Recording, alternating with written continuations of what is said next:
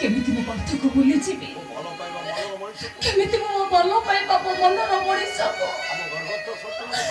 ମୋ ଗର୍ଭରେ ଥିବା ସନ୍ତାନର ଅବସ୍ଥା କ'ଣ ହବ?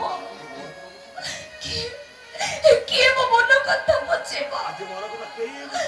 ଆଜି ମୋ ମନ କଥା କେହି ବୁଝୁନାହାନ୍ତି। ତମେ ଠିକ କହିଛ ପୂଜା।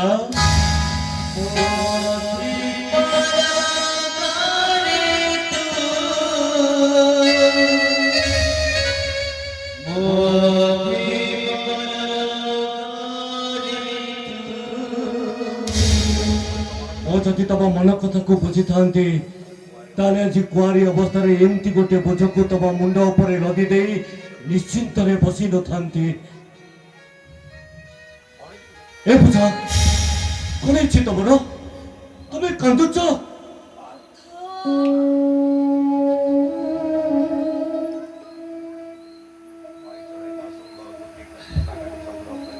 ବାଇଚଢ଼େଇଟା ସୁନ୍ଦର କୁଟା କାଠି ସଂଗ୍ରହ କରି ସୁନ୍ଦର ବସାଟିଏ ତିଆରି କରେ।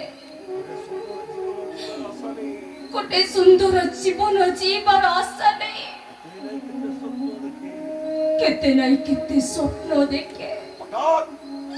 ହଠାତ୍ ଗୋଟେ ଅଜଣା ପକ୍ଷୀ ଆସି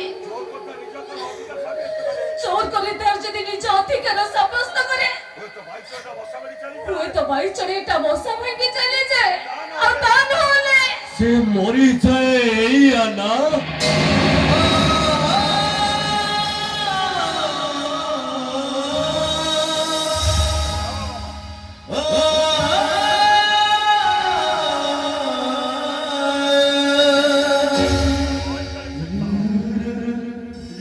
ହେଲେ ମୋ ବାଇଚଢ଼େଇ ସହିତ ମୁଁ ଏମିତି ସମ୍ପର୍କ ସ୍ଥାପନ କରିଦେଇଛି ଯେ କିଏ ବି ଚାହିଁଲେ ମୋ ଠାରୁ ସେ ଅଲଗା କରିପାରିବେନି। ଖୋଲା ଆକାଶରେ ଉଡ଼ି ବୁଲୁଥିବା ଗୁଡ଼ିଟାକୁ ଦେଖିଛ?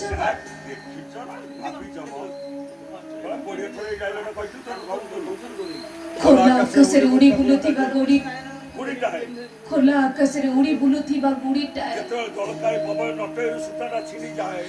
ଯେତେବେଳେ ଦଲ ଖାଏ ପବନରେ ନଟେଇରୁ ସୂତାଟା ଛିଣ୍ଡିଯାଏ, ଗୁଡ଼ିଟା ସେତେବେଳେ ଉଡ଼ି ଉଡ଼ି ଯାଇ ଏମିତି ଜାଗାରେ ପଡ଼େ ଯେ ଗୁଡ଼ିର ମାଲିକ ଯେତେ ଖୋଜିଲେ ବି ଜମା ପାଏ ନାହିଁ। ଗୁଡ଼ିଟା ଗଛ ଡାଳରେ ଲାଗି ଏମିତି ଭାବରେ ଚିରି ଯାଇଥାଏ ଯେ ଯେତେ ହାତ ପାଉଥିଲେ ବି ଗୁଡ଼ିର ମାଲିକ ଆଣିବାକୁ ତାକୁ ଆଦୌ ମନ କରେନି।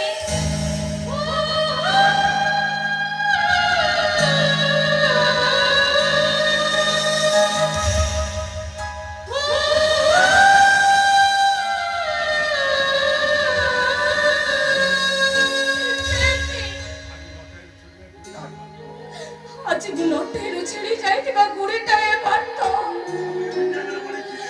ଏମିତି ଜାଗାରେ ପଡ଼ିଛି ଯେ ତମେ ଯେତେ ଚେଷ୍ଟା କଲେ ବି ମତେ ଆଣିପାରିବନି। ପଡ଼ିଛି ପୂଜା, ପଡ଼ିଛି ତମର।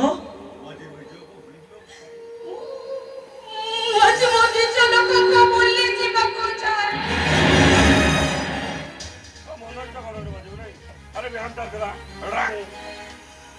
ଘଡ଼ଘଡ଼ି ବଜଉଛି